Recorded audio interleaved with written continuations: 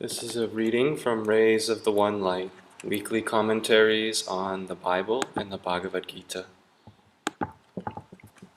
by Swami Kriyananda.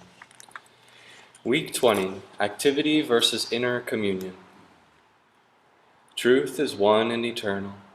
Realize oneness with it in your deathless self within. The following commentary is based on the teachings of Paramhansa Yogananda. Last week, we contemplated the well-known story of Martha and Mary. Traditionally, the story has been offered to show the two classic approaches to salvation. The first, through action, and the second, through prayer. The excuse of the Marthas of this world has always been, the Church needs its Marthas too. Treatises, moreover, have been written to justify the Martha approach to piety, praising her self-sacrifice as, perhaps, an even higher demonstration of devotion. Thus do the unmeditative in religion try to justify themselves. Yet the fact remains that Jesus rebuked Martha. Elsewhere, moreover, he spoke of the virtue of feeding the hungry, curing the sick, and housing those who are homeless. It wasn't that he disapproved of serving people. Wrong attitude was the object of his criticism. What he was criticizing was forgetfulness of the true goal of right action, spiritual action. Good deeds outwardly without inner communion with God will result in good karma, but will not bring final freedom from all karma. The path to inner freedom was described by Paramhansa Yogananda in these words: be always calmly active and actively calm. As it says in the Bhagavad Gita, the 2nd chapter, he who is not shaken by anxiety during times of sorrow, nor elated during times of happiness, who is free from egoic desires and their attendant fear and anger, such an one is of steady discrimination. Do your duty in life, so counsels this great scripture elsewhere, but never lose sight of him to whom all actions should be dedicated. Thus, through Holy Scripture, God has spoken to mankind. Om, Om, Om.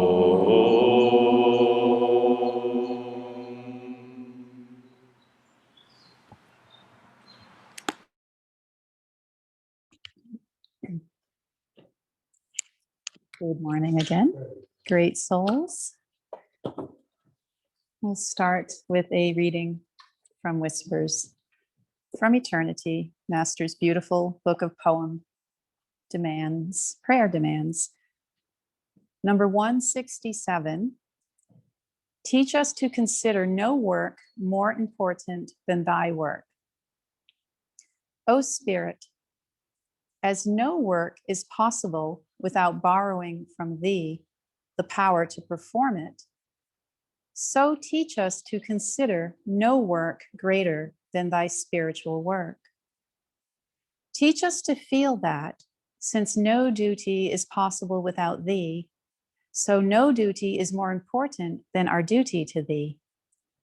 And teach us to love thee above everything, for we cannot live or love anything or anybody without thy life and thy love. So this week, we are speaking of activity versus inner communion, and we have a second opportunity to reflect on the story of Martha and Mary. Inez spoke so beautifully about it last week, and essentially it wasn't what Martha was doing that Jesus criticized, but rather her consciousness while doing it, that she had allowed her mind to become upset. She allowed the ego to come in and take over. You know, God is stillness, spirit is stillness and silence. And when we remain steeped in that consciousness while performing our earthly duties and responsibilities, we do so with a calmness that emanates from us that others can feel. The path that we're on, the path to self-realization that Master gave us, we have to remember that Lahiri Mahashaya specifically went to Babaji and asked that householders could have these teachings. And that's very, very important for us to remember, because the essence of these teachings show us how to live in the material world and stay rooted in God in everything we do. We don't have to go off and be in a monastic lifestyle to find God. We can find God through our work, through our families, through the way that we serve and love everyone, recognizing the God in us, serving the God in you, in everything we do. And that's really the secret of remaining in this inner communion with God at all times, to never forget. And on our path, we have the anchor of meditation. We meditate twice a day, and that really anchors us in that holy vibration of God's consciousness, God's light and peace and love.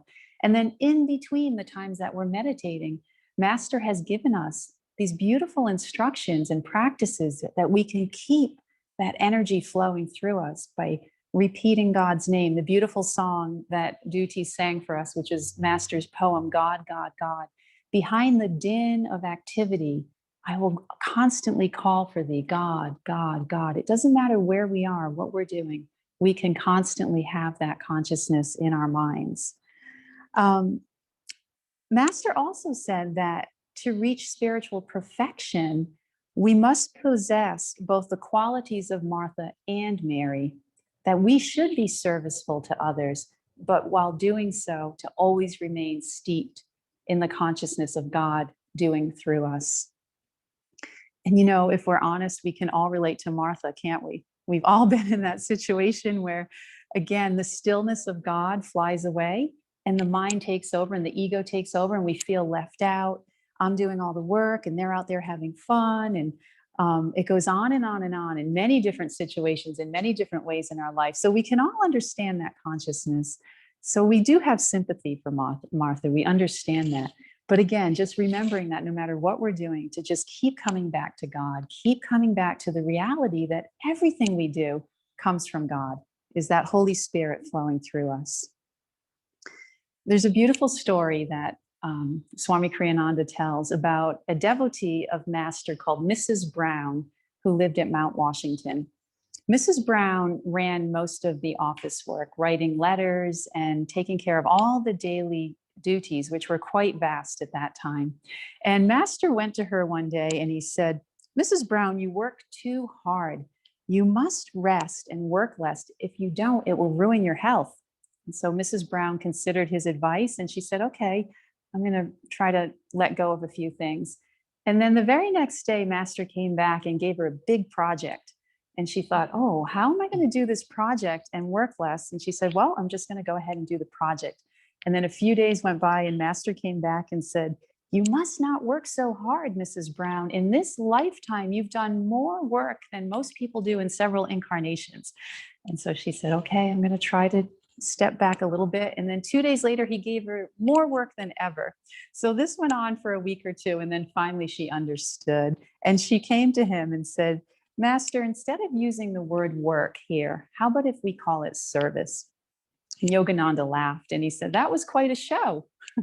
So he was really having fun with her. And the beauty of this story is, first of all, if we replace the word work with service, it does change our consciousness and it changes our experience and how we relate to other people. It doesn't matter if we work directly with people, if we serve our family, if we serve people out in the world, or if we're behind a computer all day, we still can work with the thought of serving God through our consciousness.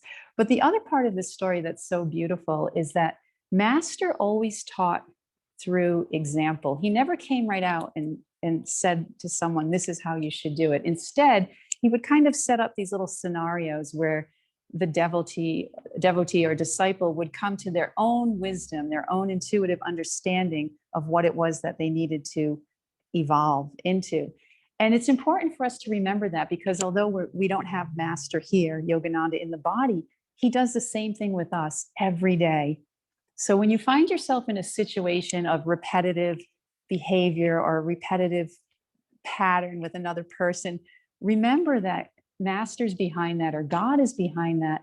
And it's a gift to us so that our consciousness will transform out of that behavior, out of that pattern or that situation. And when we finally have that light bulb moment, it's amazing how those things just disappear. So it's really important to always remember when you're going through these struggles, whatever it is, that master's right there loving us and cheering for us and supporting us and helping us to move forward on this path that we're on. In today's reading, Master said that we must always remain calmly active and actively calm, but we must practice being actively calm. That's a dynamic practice that we have to participate in each day. And that's why we meditate twice a day. Through our meditation, through our Kriya practice, we're becoming actively calm. We're changing the vibration within ourselves to one of God's peace and God's calmness versus the egoic quality of restless thoughts, emotion, all of the things that pull us out of center. Swami Shri Yukteswar said that the deeper the self-realization of a man, the more he influences the whole universe by his subtle spiritual vibrations. So think about that, that we ourselves, the deeper we go into God, the more that we influence the subtle vibrations all around us. So each one of us is like our own little individual power plant, or we're each like a little electric company. In today's reading on income, we talked about the energy in the universe, and that energy flows through us. It's an actual electrical current that flows through us. And that energy body just rests inside of this gross physical body that we get to wear for this one incarnation. And we have an auric field around us, each one of us. We have this great auric field that emanates from our center. And it's mutable and it's always changing. So the more that we're rooted in God, the more we're steeped in God, anchored in God, the calmer our energy body is. And we have that effect on other people versus when we're emotional, when we're living from the ego, when the mind is restless, that's what we put out.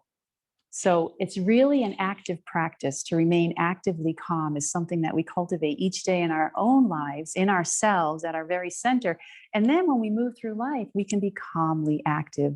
They're really codependent. You can't have one without the other.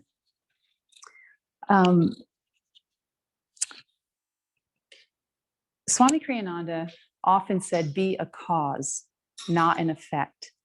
And this goes back to what we're talking about with the energy body. So by our vibration of peace and calmness and light and love, we can cause change in the environment that we're in, whether it be in our families, in our work environment, or just, I like Giovanna always says it at Walmart. That's Giovanna's favorite saying is even in Walmart, wherever we are, when we have that peace emanating from us, we can cause the people around us to feel that vibration, and it can affect their own consciousness. Master also said that strong magnetism wins over weaker magnetism. So when our magnetism is really strong, when we're steeped in God, wherever we go, again, we can overcome maybe weaker magnetism. On the other side of that, if we find ourselves in an environment that has many, many people with weaker magnetism, we want to remove ourselves. And we all know that, you know, there's certain places we feel the subtle energy, we walk into an environment and we realize it's not in our highest interest to remain in this place, and we just kind of remove ourselves. But if we have to stay in those environments, know that by keeping our mind on God, we're creating this powerful auric field that will protect us. Swami Kriyananda had two pieces of advice that Yogananda gave him when he was very new on the path. One was talk less, and one was go with slow speed. So Master invited Swami Kriyananda out to 29 Palms pretty early on when he came to Mount Washington. And that was Master's desert retreat where he wrote many of his great writings and he edited all of his lessons. He asked Swamiji to come out and help with the editing. And he learned very quickly that this was a place of silence. that the monks who were there with Yogananda, the expectation was that they wouldn't speak unless it was absolutely necessary. And Swami tells a really sweet story. He was first there and he found himself alone with Yogananda for the first time. And as he described it, he said he wanted to make the most of it and he wanted to break the ice because Master was just very quiet and silent. So even though he knew the techniques, Swami Kriyananda said, "What does Om sound like?" And Master just very silently went, mm, and that was it. And then Swami said, "But how do you do it?" And then Master went, and then put his hands down, very silent and quiet. And so it took him a few moments, but then Swami realized that this was the vibration that he was supposed to cultivate within himself.